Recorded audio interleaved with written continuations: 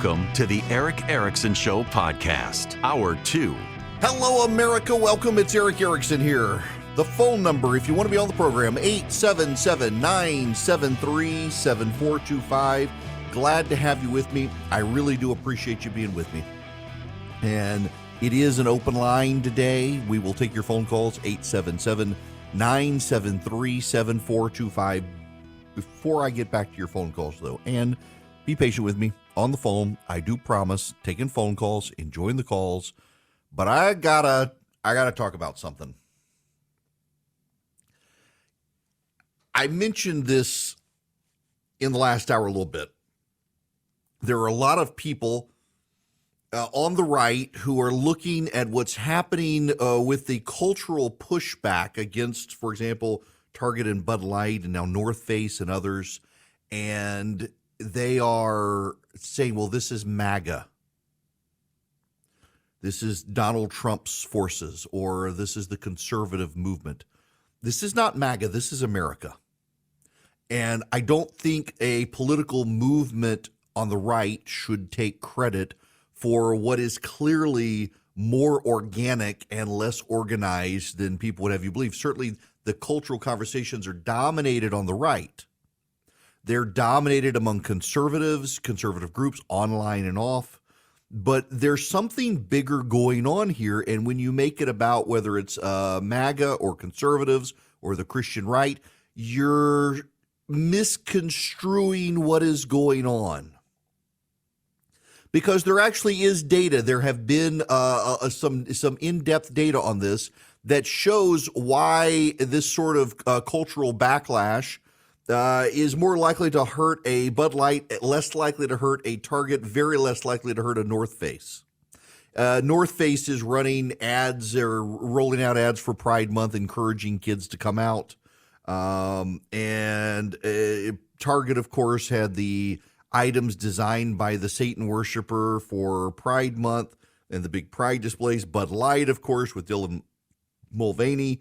And I need to try to walk you through this. Let's start very basically with Target and the Pride Month displays that they've moved, rearranged, minimized, or gotten rid of in stores. $9 billion in losses. I got to tell you, I'm a fan of Target. We have shopped there a lot. Way better than Walmart. Better products, better experience, nicer people. It's a hard one to get rid of because a lot of moms in particular use it as a safe haven from the chaos at a place like Walmart or elsewhere.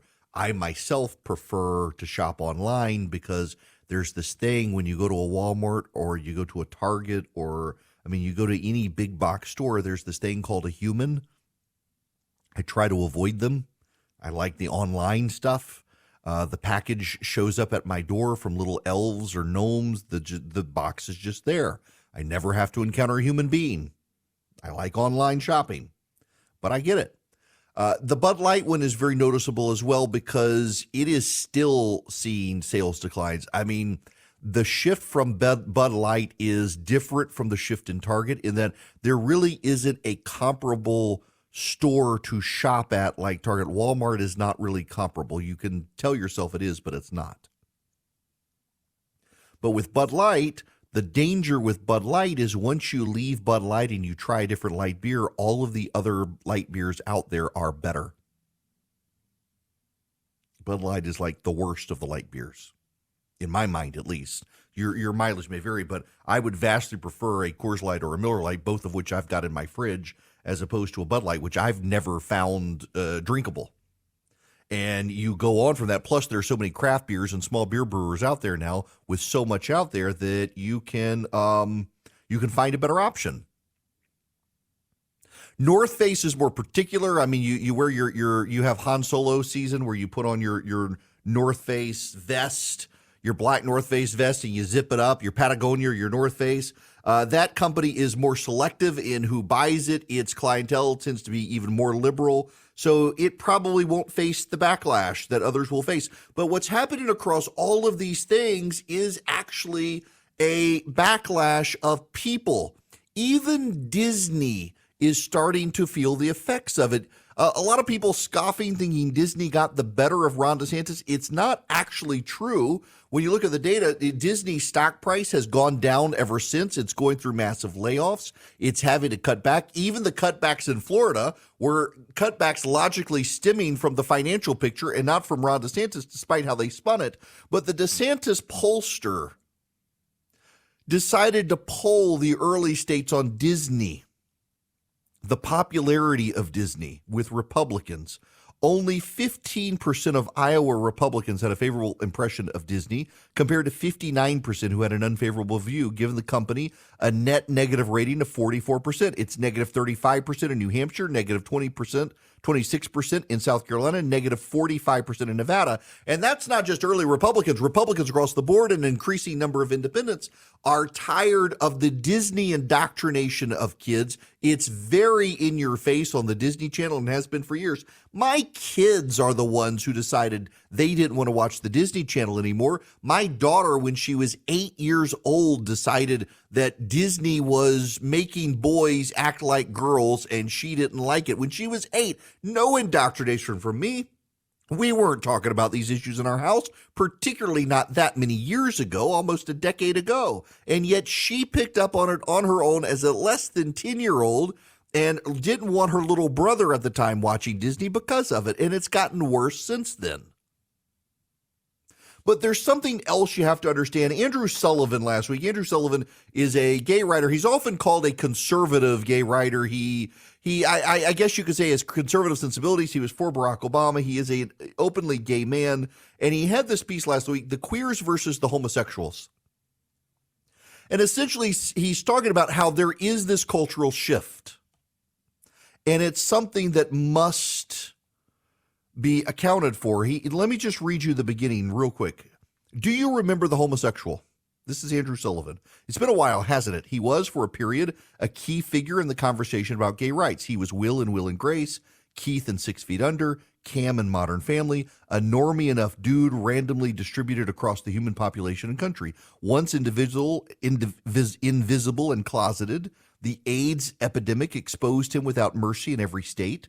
With this unexpected visibility and in the wake of hundreds of thousands of young corpses, the survivors built a movement that won every gay and lesbian the right to be free from discrimination and to marry and serve openly and proudly in the military. It was the most speedily successful civil rights story in memory. Its case for equality was simple and clear. Including us in existing institutions needn't change anything in heterosexual life. Live and let live, inequality and dignity was the idea. And the most powerful force behind the success was the emergence of so many ordinary gays and lesbians of all races, religions, backgrounds, classes, and politics who told their own story. America discovered what I had discovered the first time I went into a gay bar, that people were not the stereotypes I was told about. They were not some strange alien tribe. They were just like every other human. What would happen if and when we won the battle was always an open question. The question of transgender rights associated with, but very different from gay rights, remained unresolved. But in the new climate of acceptance, transgender people also became increasingly visible and accepted, and they too won a stunning victory in the Supreme Court. The Bostock decision in June 2020 gave those who identified as the opposite sex full civil rights protections. Yes, there were still skirmishes over cakes, but with equal rights and growing tolerance, it seems we've achieved a settlement. And now, back in culture war hell. The reason Andrew Sullivan points to and others is because we're no longer talking about homosexuals, we're talking about queer theory. And the core belief of queer theory is that homosexuality is not part of human nature, because there's no such thing as human nature. Everything is socially constructed. Because heterosexuality is the overwhelming norm and homosexuality the exception, and because society is nothing but a complex of oppression, Homosexuals are defined by their rejection of heteronormity. To be queer is inherently to exist on the margins, to be odd, peculiar, weird, queer, hated, oppressed, and in revolt and rebellion. To be queer is to be dedicated to subversion, to mock convention, to deconstruct language, to dismantle the body, to defy nature, and above all, to liberate humankind from the prison of gender. This is all about intersectionality. People who have decided that they are something other than normal, and to be abnormal then is to flaunt and to be embraced and to parade in the street. Gay no longer means same-sex attraction, but same-gender attraction. The word men now includes people with uteruses. The word women includes people with testicles. Suddenly, if you are a man who has sexual attraction to other men, you can still be a bigot if you are not sexually attracted to a woman who has decided to be a man. You're all just bigots. And people have finally realized, and I'll step away from Andrew Sullivan here. People have finally realized this is too much. Because people who identify as queer believe it's all social construction, then you can't really be harmed from transitioning a child because it's a social construction. So there's no such thing as men, and there's no such thing as women, there's no such thing as male, there's no such thing as female, and a child is just a tiny adult, socially constructed into the idea of a child, which itself is a social construction. It's all about me. The queer culture or trans agenda is the ultimate expression of self-centeredness and self-ideology and worship of self. And everything is a social construction, and so you can define yourself by words, however you want the words to be, and it conflicts with reality. And the problem here is that most people aren't insane like this. And they're starting to see normal people more and more. This is not just abnormal, but deeply harmful. It's harmful to kids. It's destabilizing to society. And people, not conservatives, not MAGA, Americans have had enough. They're tired of corporations siding with a fringe and promoting that fringe element that they feel is targeting their children. They're tired of encountering people who are their friends who are normal and embrace this woke ideology who are now nuts. Americans have just had enough. They want off the train. They want the train to stop. And corporations, led by DEI activists who are part of this intersectional cult of wokeism, have embraced it to their peril. Target's lost $9 billion in the last few weeks. Bud Light is being sold buy one, get one for $3. Anheuser-Busch is having to buy back unsold cases of Bud Light. Corporations are starting to be hit in the pocketbook because Americans are just tired of it. They are tired of the nonsense. They are tired of the insanity. Conservatives are the ones who get called the culture warriors. We didn't start this fight. We didn't start the fire, to quote Billy Joel. We just wanted to be left alone. And instead, the left decided to come for our kids. And they did it through academic institutions, and they did it through TV, and they did it through corporate marketing, and people are tired of it. When you're trying to explain to a parent no harm will come to your child if your child wants puberty blockers, and you're going to be the instrument of your child's suicide if you don't go along with letting your child be insane, people kind of get they're being played. And people are tired of being played. The culture war has shifted to the right because the left overplayed their hand. They use the analogy of the frog in the pot of boiling water. It's not really true, but you know what I mean, that if you just let it slowly come up to temperature, the frog is going to stay there until the water comes to a boil. The problem is that the left decided to take the water to boil as quickly as possible. And the frogs, the American people, are jumping out of the pot. They're tired of the social experiment. They want out of crazy town. They want off the crazy train, and they want the crazy to go back somewhere unseen away from their children. They're really tired of it. And the left doesn't seem to understand that, which on the political front actually helps the right a lot. Welcome. It's Eric Erickson here across the nation. This hour of the program brought to you by First Liberty Building and Loan. Wherever you are in the nation, they can help your business grow. If you need $250,000 or more to grow your business, to build a building, buy a franchise, expand a franchise, buy out a business partner, things like that, reach out to First Liberty, firstlibertyga.com. Tell them I sent you, firstlibertyga.com. To the phones, Griffin, you're going to be up next on the Eric Erickson Show. Welcome. Hey, Eric. Thanks for having me today. Sure. Hope that you get. You there? Yep. Okay, there you are. Yeah. You were in a weird cell spot there for just a second. Yeah, I'm sorry about that. So I'm gonna try to make this as quick as possible. Okay. So first and foremost, I don't understand why people act like being gay is something other than sexual preference. That's number one. Okay. And number two. During the most recent governor race, between Stacey Abrams and Kemp, I'm a registered Democrat, so I receive a lot of polling calls from Democratic people. And they didn't like the fact that I let them know I wasn't going to vote for Abrams, I was going to vote for Kemp. One lady actually decided to tell me, because she wanted to get into my head, which she didn't like. So I told her my ideas and my views and opinions. She said that me being a black man, I need to support the LGBTQ elemental key community because their rights affect mine, which I took great offense to. And I told her she was, a couple of instances, But the point is, there are people that teaching this, and there are a segment that believes it. So this type of stuff is going on out there. And I gotta say, one of my big issues with this comparison, particularly to the civil rights movement, is that you don't need a bumper sticker on the back of your car to tell people that you're black. And if you're gay, you kind of do. And depending on how much surgery you've had for being trans, I mean, you may or may not. It kind of depends on that one. I mean, usually just look for the Adam's apple, but you know what I mean. It really is. There is a fundamental difference there. I don't know who your sexual preference is. I don't care to know, but I know your race, obviously. And the fact that so many people on the left lump all these things together intersectionally just drives me crazy, Griffin. Thanks very much for the phone call.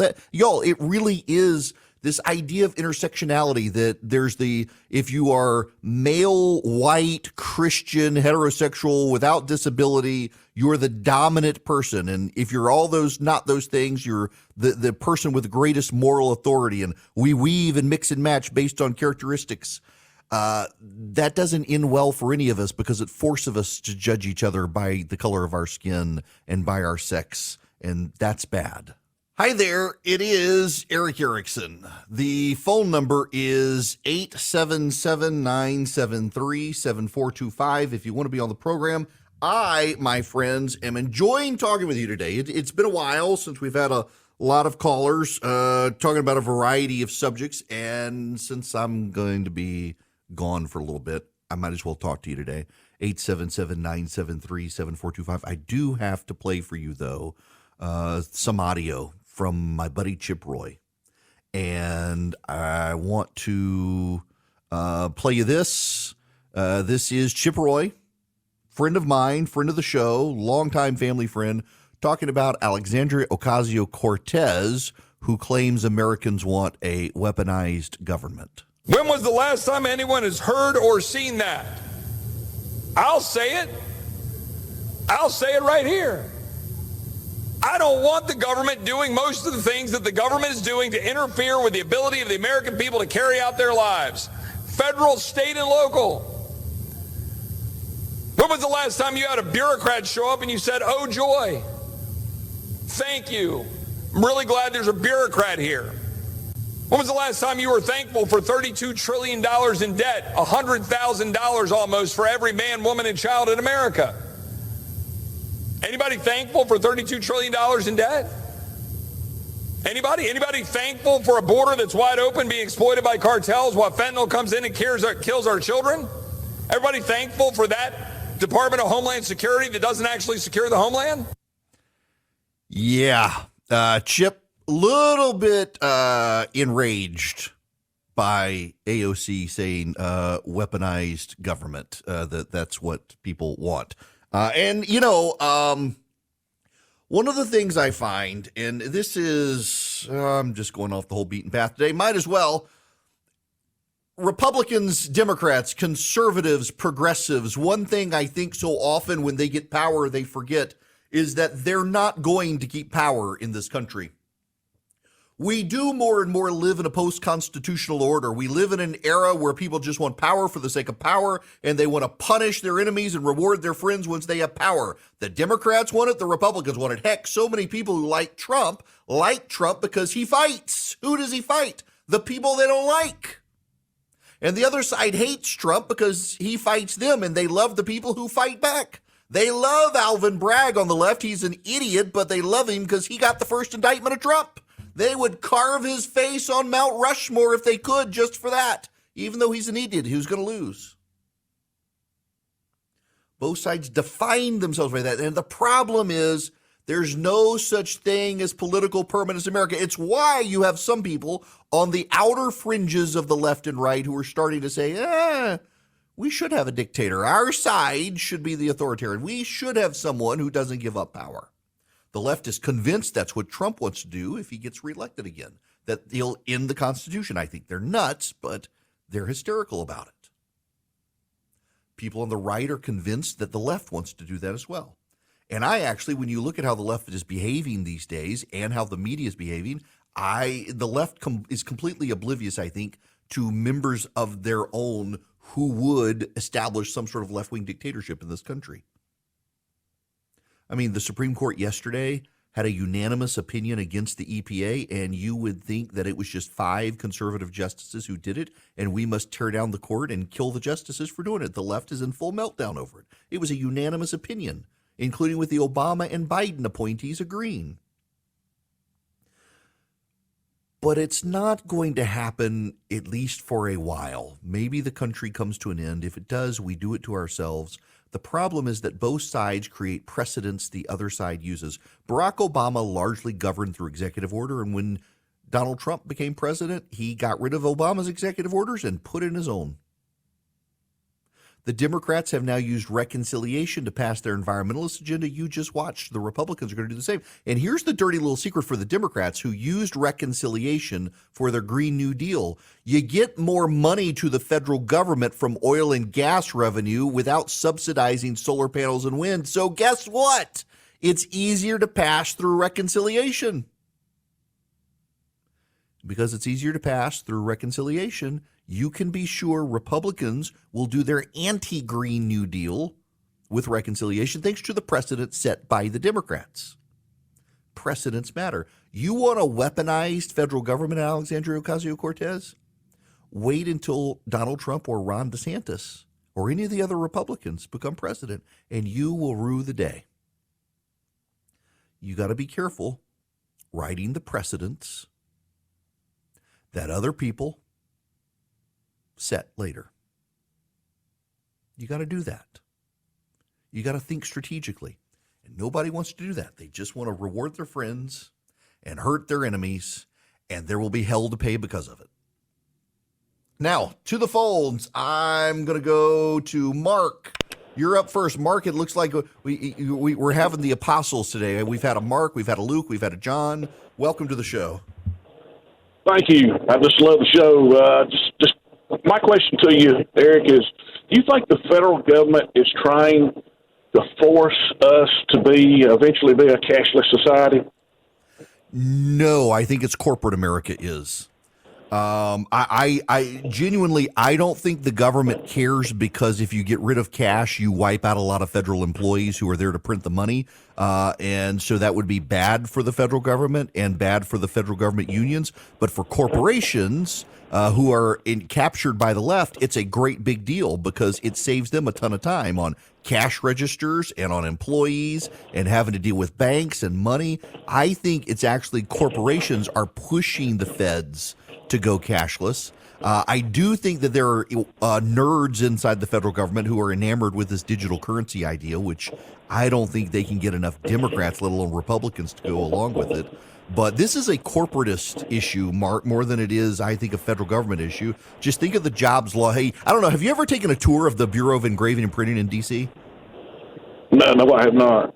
Okay, you go up there, and it is a massive operation with a ton of people. The machines, the examiners, all those people lose their jobs over time. Those are federal government union employees who go away. I mean, the federal government exists as a jobs program for a lot of people to begin with. The problem isn't the federal government and money. There will always be, I think, paper currency. There will always be coins. It's that corporations more and more don't want you and me to use it because then they got to count it. They have to account for it. They have to deposit it in banks. The banks then have to deal with it. So they're all aligned against it in favor of credit cards. Plus, they get to charge us fees on the back end by using the credit cards and the debit card that we don't pay attention to. It's a huge scam. I will tell you, I keep some cash with me, but I am guilty. I love me some Apple Pay. If you've never used Apple Pay, or I think there's Android Pay as well, I double tap my phone, glance at my phone so it gets the picture of my face, and I just touch my phone to the machine reader. I don't have to touch anything. I don't have to pull out a credit card. I don't have to swap cash. I don't have to do anything. I love it. I absolutely love it. It's so convenient. My local grocery store, those of you not in the South, there's a grocery store chain called Publix. It's better than your grocery store. Shut up, Texans. It's better than Hebe. It is wonderful. And they use Apple Pay. Kroger only just now started to roll it out around the country. Only just now. We've been through 3 years post-pandemic, and finally the geniuses at Kroger are like, hey, maybe we should use touchless pay too. I love it. Every time I go to the store, just bing. I got gas at a gas station the other day that took it. Bing. My credit card doesn't get sold. Y'all know. So I travel an inordinate amount. I travel a massive amount. And in traveling as much as I do, I constantly, particularly when I go to Louisiana, it's been a little while. I got to go see my parents. I hadn't been over there in a while. But every single time somebody steals my credit card number, the credit card readers and stuff, even in the chip readers and stuff. And when I use Apple Pay, it doesn't happen. Doesn't happen. I love it. But at the same time, I always keep some cash for tips and things like that, more than anything else, although I paid for my lunch today with cash because they were backed up and I didn't want to have to wait for my card. So left a 20 on the table and walked out. We're never going to get rid of the cash. We're never going to. The federal government would have to unemploy too many people. But corporations want to push us, and they will penalize us over time trying to use cash. And that, I think, is where the fight must be, that Congress should pass laws saying you can't punish people or charge people extra or whatnot for paying cash. I will tell you, I got a quote on something at my house today, and the guy was like, if you pay me in cash, I'll take $500 off. It's like, well, I would, but if I went and withdrew that amount of cash from the bank, the IRS would show up at my house. So that's not going to happen, but I appreciate the effort. Oh, I appreciate the hustle. Okay, back to the phones we go. Mike, you're going to be up next. Welcome. Hey, Eric. Hey, so Biden has been repeating these two lies over and over. One regarding 10 million jobs he created, and the other regarding removing about $1.7 trillion from the deficit. These are both lies, and he's not challenging enough on them, and the Republicans need to toughen up and immediately challenge him when he says that, because they're clear, obvious whoppers of lies, and yes. they can't let him get away with it. And you know, I'm glad you say on the one hand, so the $1.7 trillion he says he cut, he didn't actually cut that. He's taking credit for it. What that was some of the Trump money that was to be dispersed for COVID didn't get dispersed before Biden came in. They rolled that over into the Biden package, And it basically said, well, look, we got rid of $1.7 trillion that was otherwise going to be spent. No, you didn't. You just moved it into your own package. It was still spent. It just wasn't spent when it was supposed to be spent. You're saying you somehow saved $1.7 trillion. It is a scam, and you're right. And it is frustrating. The Republicans won't call him out on this stuff. More frustrating, members of the press won't call him out on this stuff when it's clear BS. It's simply not true. It is complete propaganda from the Biden administration, and for a media that claims to be all about truth these days, and you got to have the fact checkers and call everybody else out when they don't tell the truth. The media is not telling the truth on that $1.7 trillion that Joe Biden claims he reduced the deficit. No, you did not. Now, all of this is throwing the economy into ups and downs. The market's up today in May. Who knows what will happen? It's doing well today. The other day it was terrible, up and down, and you may want to be interested in using precious metals for your portfolio to kind of ease the ebbs and flows there. Call Advantage Gold, 800-450-2566. They're TrustLink's #1 highest rated gold company 7 years in a row now. They got the best prices and staff. They got the best IRA department in the country. They've got a free gold IRA investment kit for you. Here's what I didn't know. And Advantage Gold set me straight on it. And again, I called them, get my own questions asked, and I was very impressed with how straightforward they were. Not gimmicky. I haven't gotten cold calls. I didn't buy at the time. I called them. I wanted to vet them. And I haven't gotten cold calls. I haven't gotten solicitations.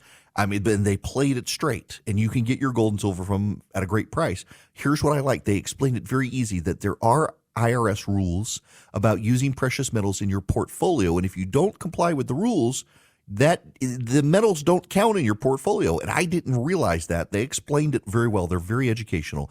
800-450-2566. At least get the free gold IRA investment kit from them. Tell them I sent you. 800-450-2566. Greetings, America. I hope you're having a great day. The phone number is 877-973-7425. Kay, you're going to be up next on the Eric Erickson Show. Welcome. Did you say Kay? Yes, I did. Welcome. Yes. Hi, first time calling. Thank you. I have two questions, but before that, I have a comment. I don't understand why, with the scare tactic that the government's going to run out of money, that the two people they're scaring are the people on Social Security and the people on Medicare. If we're running out of money, I think if we would take away the salaries of those in Washington, we might be money ahead. But they're not going to do that. Yeah. Nope. My first question is, on a scenario, let's say President Trump gets on the ticket to be possibly reelected as president. Is there anything that the Democrats can do, pull up more false claims or accusations which result in more court dates? If he has court dates and accusations against him at the time of the actual voting date, is there anything that can keep him from being president at that time? They can't keep him from getting elected. Now, I'll just deal with it. They can't keep him from getting elected, but what they can do is they can set the court dates and all the indictments and arraignments around the campaign schedule so he can't campaign to be president. Right. But, I mean, if he should get elected, let's say he should get elected, is there anything that they could come up with as soon as he is elected or takes office that has happened prior to that would they have to impeach him, or could they keep him from actually taking office? I do think they would, if once he got into office, they would put everything on pause for 4 years. Really? Yeah. By that, what do you mean by putting it on pause? So the indictments would still stay. Everything would be pending. And once he left the presidency, then they would have the trials and all that. But I don't think once he became president that they would go through with it. They could technically. This is unsettled law in American history. This has never happened before. But my general understanding, what most legal scholars think, is that everything would freeze while he's president. But nothing before he actually becomes president in the interim, if he gets on the ticket or whatever, nothing that they could come up with then would keep him from, Correct. getting Unless elected he's if the found, voters want look, him? if you're found guilty of murder in this country and you're on death row, you can still be elected president of the United States. It doesn't matter. that The right? only qualifications are you got to be 35 years and you got to be an American citizen. And if you meet those, you can run for president, even if you're in prison. Okay. Okay. Then my second question is there anything other than a declaration of war that the president cannot sign an executive order on? Yes. The president cannot make treaties with other nations. He can enter into executive understandings with them that aren't binding on future administrations, but he can't make treaties, and he can't appoint positions to the judiciary or to the independent agencies of the federal government without the consent of the Senate. So you can do executive orders on a number of things, but the key to understanding an executive order is the only thing he can do an executive order on is on the basis of his performance of something that is specifically about the power of the president or his interpretation of an existing federal law. He can't just go out and freelance legislation through executive order. There's got to be an existing legal basis for him to do so. He's restrained in those respects. Great questions. Now, Without the ones like you, who work tirelessly to keep things running, everything would suddenly stop. Hospitals, factories, schools, and power plants, they all depend on you. No matter the weather, emergency, or time of day, you're the ones who get it done. At Grainger, we're here for you with professional-grade industrial supplies. Count on real-time product availability and fast delivery. Call, click Grainger.com, or just stop by. Grainger, for the ones who get it done.